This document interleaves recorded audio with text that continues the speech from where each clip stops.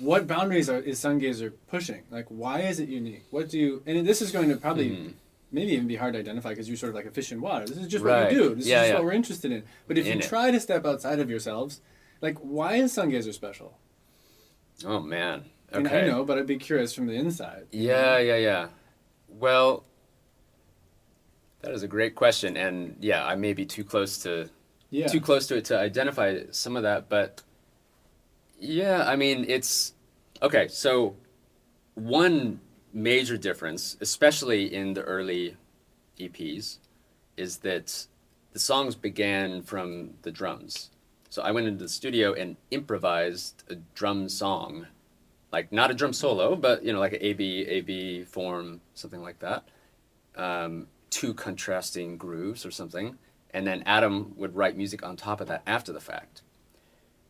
Now, what that does as the drummer in the band is I get to play a lot of stuff that I like to play that I wouldn't necessarily have an outlet to play otherwise. Cool. Like I can't necessarily just wait around for somebody else to write a tune in 13 tuplets for me.